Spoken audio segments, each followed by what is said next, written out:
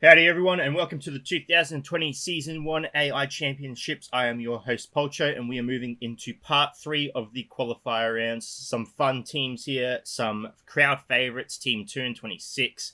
Very popular amongst the audience. We'll be seeing them battle today. So let's strap in, ladies and gentlemen. Let's head over to the stadium and let's see these teams battle it out to become the first AI Championship team to dominate Age of Magic. Heading into match number 9, we have Team 2, Carrying Wood, led by Cathbad, versing Team 27, the X Faction, led by Hillier. Alright, let's head over. We'll see what happens. A crowd favourite, Team 2, Carrying Wood. A lot of people betting on that. So yeah, let's see what they are capable of. Going into round 1, we start off with a hide by Hillier protecting herself, and Soothsayer comes out with the Explosion Anger of Fire. Does a bit of damage, but not enough it's going to change the outcome of this battle early on. A bit of X-Faction damage coming out on Cathbad there, and then the damage is being returned on Blood Emperor, who is dropped very quickly by Kobold Spear. The damage is then redirected to Hillier, who may fall any second now, and she is able to just get a heal out to save herself for a tiny bit. However, the relentless attack still continues on Hillier, who suffers a critical hit and then falls to Spear, who is really doing some work here. Anger of Fire comes out again, doing a lot more damage than the first time. Gas are falling, and this is a battle dominated by Carrying Wood, who seems to almost have taken no damage at this point. The anti-heal comes out by Blood Mage, and then the Slinger is left, but he is soon to fall as Cathbad comes out with a heal just to show off. Yeah, not much to say on this Carrying Wood. Quite powerful team carrying through to the first round, getting in the first point. We'll move on to round 2. But by the looks of this, it feels like they've got this in the bag already. Moving on to round 2, Hillier comes out with the hide once again, increasing some stats on her allies, but it's not enough. Blood Mage comes out with the anti-heal. A very powerful ability proven in this tournament. Blood Mage really carries through. He's a really strong team player in this tournament. A lot of damage comes out on Emperor, who falls again. The Carrying Wood, Kobold Spear, Jag, I'm pretty sure his name is. Don't quote me on that. He really seems to have a bit of a grudge against the old Emperor there. He seems to really focus him. Doesn't worry about the healer or anything. He's got his sights on one character. Gatekeeper and Gasser left. This is probably one of the quickest matches, maybe even contending with .com's tremendous battle in the last video. Yeah, Carrying Wood seems to really know what they're doing. They have their strong points. They seem to have covering their weak points as well. And the X Faction just doesn't seem to have any way to combat that. Let's move on to round 3. However, Carrying Wood takes the second point quite quickly and already moving on to and I found out through a viewer that it is not the quarterfinals. I'm bad at maths. So they're moving on to the next round. So let's just say that. Moving into round 3, but honestly, I don't plan to see any difference here.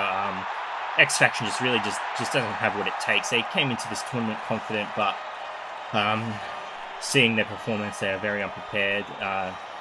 They just do not have what it takes to get through the defensive stance of Carrying Wood. The Carrying Wood covers a lot of bases. They have good synergy between a few characters there. The anti-heal, quite powerful. Blood Emperor is able to finally get his ultimate ability off. However, it proves to do very little. It protects his team for only a brief moment, but Carrying Wood is quick to shut that down. They're having none of that bullshit on the field. They are here for business. They have trained for a long time. They're proving that they know what they're doing, and they are a team to fear in the matches to come. They take no inch from the enemy. They give no inch, and they just push and push. And as you can see, their performance is almost perfect. Well done, Team 2 Carrying Wood, led by Cathbad. Seems like a great leader, knows what they're doing. Or it will be interesting to see what they can achieve in the next round when they're versing a more competent and well-established team.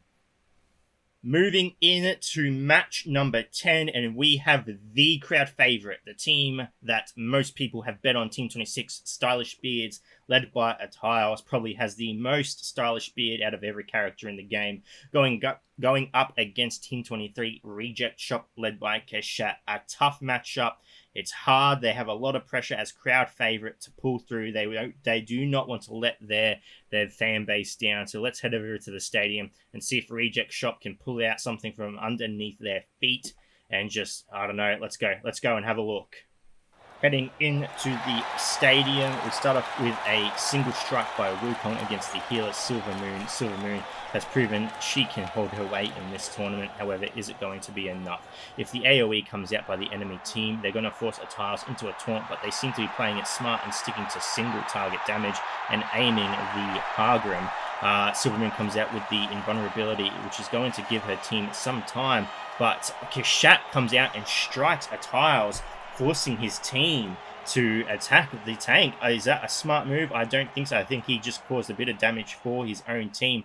Hargrim is able to come out with a heal. Silver Moon putting a hot on her allies, giving some of them a bit of a top up, which is very much needed. If they cannot take out the Atiles, the enemy Stylish Beards is just going to have their way. They're able to take out Akrashat, and then they focus on Silver Moon, who is now in critical HP, as long as Atile is as well, and he is able to fall, bringing it down to a 4v4, but then down to a 3v4, as a 4v3, sorry, as Stylish Beard is having none of that nonsense. The next focus seems to be Keshat. They're going for the team leader. I feel like Stylish Beards thinks if they can take out the team leader, they're going to demoralize the enemy, which seems to be very effective, as after the team leader falls, the team falls apart. Stylish Beards comes out with a heal as well, topping everyone off, giving them the strongest point they can be at the moment, and Wukong and Jag come through and finish off Reject Shop. They put up a good fight, but let's move on to round 2. First point going to Stylish Beards. Let's see what can happen in round 2 if there's any difference. Moving on to round 2, Akrashat comes out with the hide, and he's going to need his team leader to come through with the support there and put the taunt on him, which he does, forcing Stylish Beards to attack him, but that's not necessarily good, as Akrashat hiding means that any person on Stylish Beards that attacks him is going to lose a slither of health, which is going to mean that Atiles will lose health when his turn comes around to attack, and there it is, forcing Atiles to proc his passive and put the taunt up, which then puts his team in a very strong point. The issue Reject Shop has here is they are unable to take out Hargrim, and Hargrim is the mountain of the team. He is the threat. He may not be able to do the damage, but he can keep his allies alive, and that is the most dangerous thing.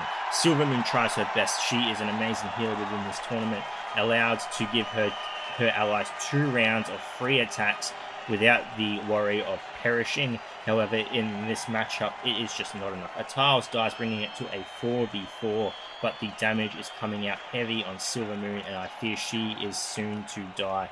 With Spear coming out with his attack, he is able to finish her off, bringing it to a 3v4, and Reject Shop just is incapable of taking out Hargrim. He is nearly at half HP, but with Wukong, Pig Boy, and Jag in the background, they're free attacking. They're not worried about anything. Hargrim may die here, bringing it to a 2v3, but now it's a 1v3. Amber just cannot deal with these 3 characters. They are a menace. They are just toying with him. They finally decide to bring him down, giving the second point to Stylish Beards, giving them the 2-point lead, and giving them the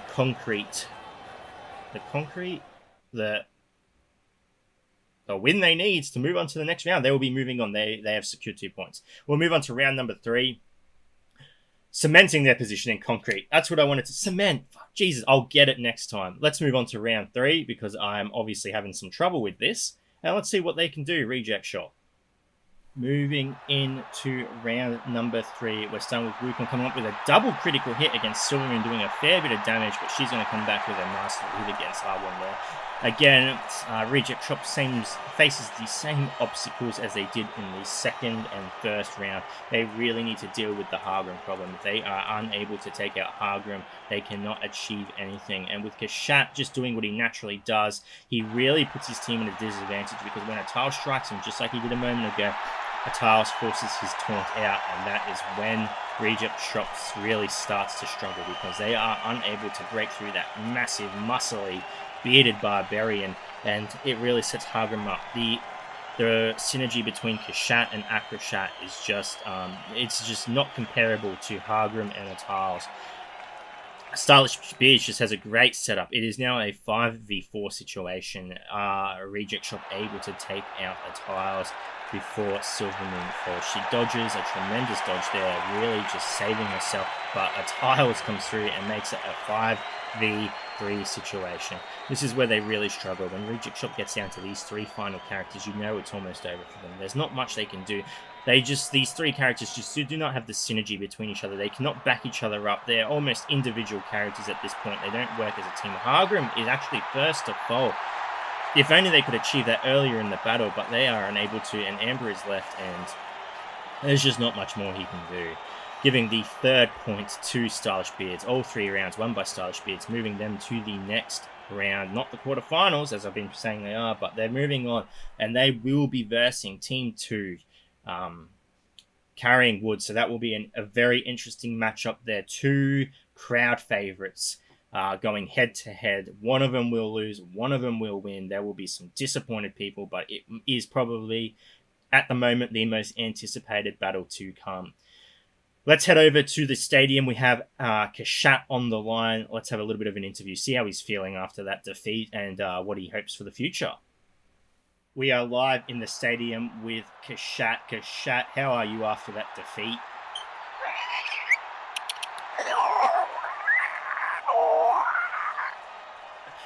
Yeah, I do agree with you, Kashat. There wasn't much you could do. The offense had a pretty strong lineup. Listen, what do you see happening to yourself after this?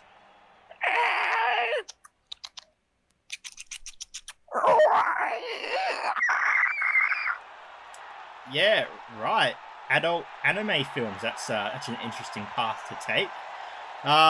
Do you see yourself coming back for maybe season 2 of the AI Championships?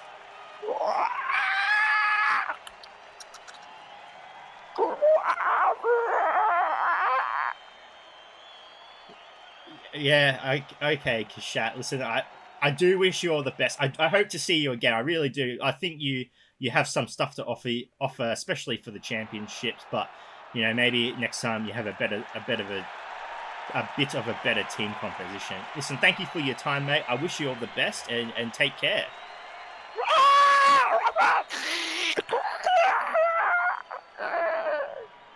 Okay, thanks, buddy.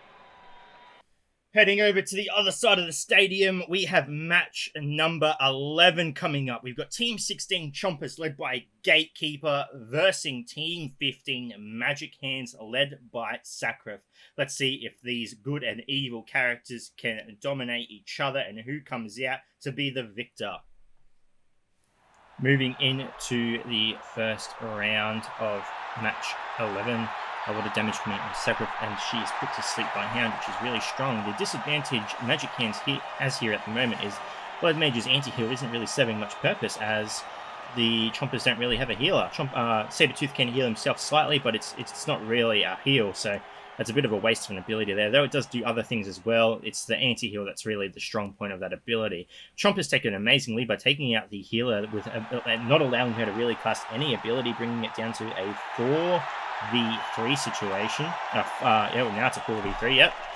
Good. Gatekeeper taking a bit of damage. The 3 characters left still have full HP, where Chompers have 1 character in critical HP. He will fall not by Balara, but by Blood Mage. Velendar in critical HP. There's now a 3v2. Balara not really being able to take anyone else down, and Blood Mage and Galara fall, giving Chompers the first point of this match. Or this round, sorry. We'll move on to round number 2 and see if Magic Hands can come up with anything to counter this. Moving on to round number 2, the enemy is really slapping out some damage on Sakura. The sleep is able to come off her. However, Raspit wasn't able to get his slow on her, which may make all the difference. It does. She is able to heal herself back up. She has her passive dodge as well, as the Chompers now take a bit of a hit from Magic Hands. AoE comes out by Worm Priest, which does a chunk of damage, and putting Hound into critical state along with Sabertooth. And Hound is to fall first. Sakura may be close behind. However, Gatekeeper and Sabertooth falls. Gatekeeper going into critical HP. Sakura finally comes down, but it is a 4v3 situation with one character in critical HP, while Magic Hands seem to be in a very good position. A 4v2 situation now. They are really turning the tide of battle here, as there are 2 characters left, both Ra and Arcane. Are they able to do anything? Raspit able to take out Worm Priest. He is not able to take out Worm Priest, giving the second point to Magic Hands, making it a 1 point per 1 point for each team, making us go into the third round to find out who will be the team to move on to the semi-quarterfinals. Moving into round 3, whichever team can succeed from here will be the team moving on to the next round. Unfortunately, one of these teams is about to be eliminated from the competition. What really needs to happen here is the Chompers need to take out Sakura. She should not be able to get her heal off. If she can, she is going to, and they are able to take her out, which is a really, really good position for Chompers. Worm Priest retaliates so with a big AoE, taking 2 people into critical HP. If Worm Priest is able to fall here, yeah, Chompers take a good spot, but they lose Hound as well, and Sabertooth is in critical HP as well. Bellandar doing some damage. They really need to take out the weak points of this team. Bellara coming through with the stun or the sleep on Tahit, which might prove very useful to their team. What is his name? Bellandar falls, making it a 3v2 situation. Blood Mage really needs to come out with some damage here. They are unable to kill anyone as Raspit comes through, Sabertooth, and then Raspit again, taking out Bellara, giving the third point to Chompers, meaning the Magic Hands are eliminated.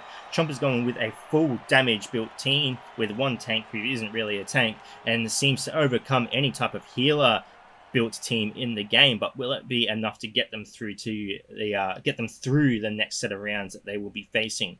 Chompers moving on, Magic Hands eliminated from the competition. Let's move over to the next set of teams and who will be fighting.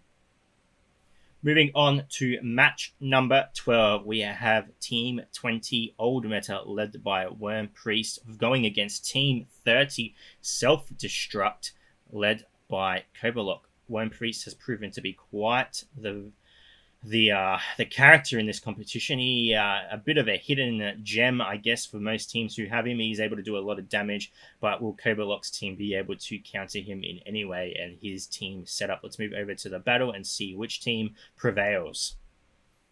Moving into match number 1, Hylia comes out with the stun. Old Meta going up against Self-Destruct. Zart comes out, putting up his evasion, which proves to be very strong off the bat, and Old Meta taking a bit of a beating. What Old Meta really need to do here is focus a target, but who do they focus? It's 4 healers and a tank, and their damage is quite indecisive. If I was on Old Meta, if I was leading Old Meta, I would instruct my team to take out Zart. I feel like he would be the biggest threat on the team simply because of his Resurrect and Evasion. However, they are unable to do so, as Self-Destruct, a team of characters who look after no one but themselves, seems to be absolutely dominating the enemy.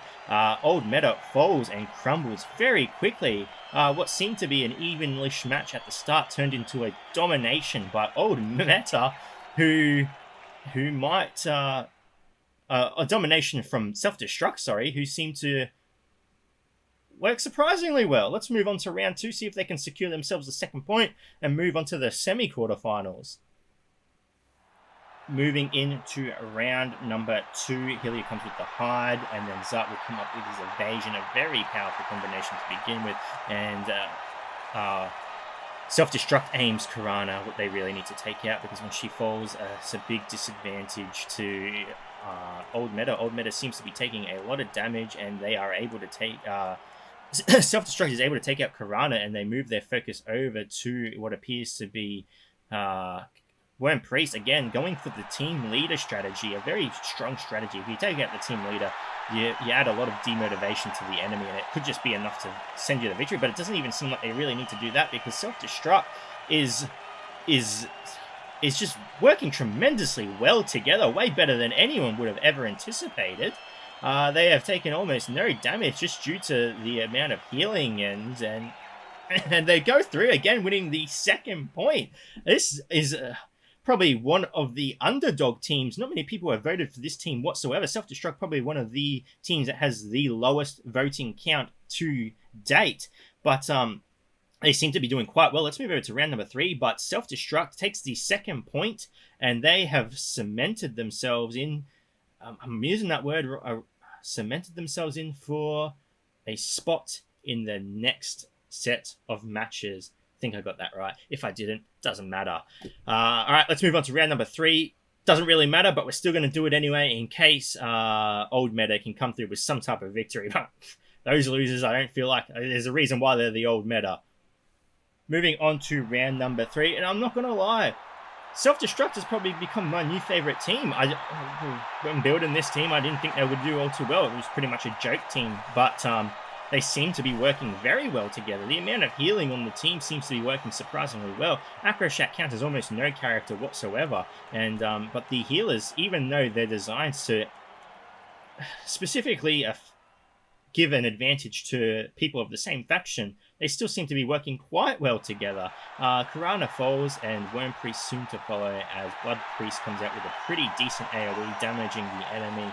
Tanita very close to falling as well. Acroshat taking a non-hiding approach here and attempting to help his team the best he can, and he comes through with able to take out Arrogant Axor, leaving Spear left on the field, who is going to fall again to Acroshat, dishing out the damage. Self-Destruct takes the third point for their matchup, giving him a 3-0 point advantage. A tremendous turnaround. A team, like I said, an underdog team coming through, making it through to the semi. I'm just going to call it the semi-quarterfinals because it's not the quarterfinals.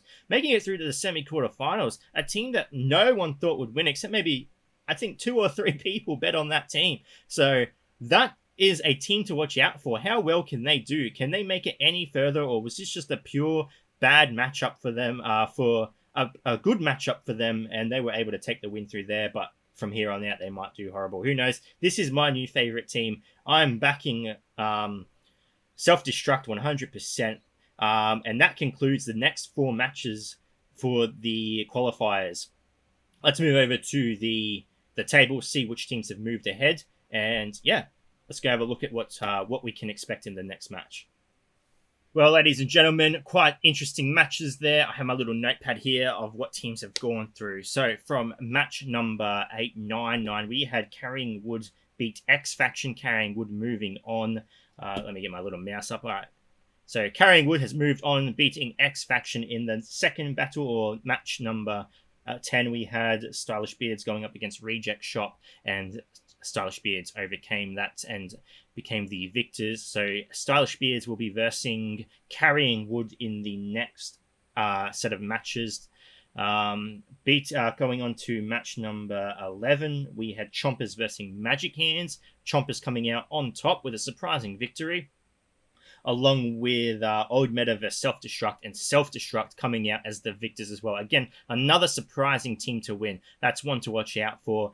Self-Destruct, as an underdog team, one of the most underdog teams of the whole competition, making it through. So very, very impressive. We have one more set of qualifying matches to go, the last 4. Then after that, we will be moving on to the semi-quarterfinals, then the quarterfinals, then the finals, and then finally we will have the championship team. It is coming along. It's moving smoothly. So if you have lost, I apologize. It's just the way it goes. If you have won, good luck to you in the matches to come. Anyway, ladies and gentlemen, thank you so much for watching. If you do have any questions, feel free to leave a comment below. I will answer it to the best of my ability. And wherever you are in the world, until next time, please take care of yourself.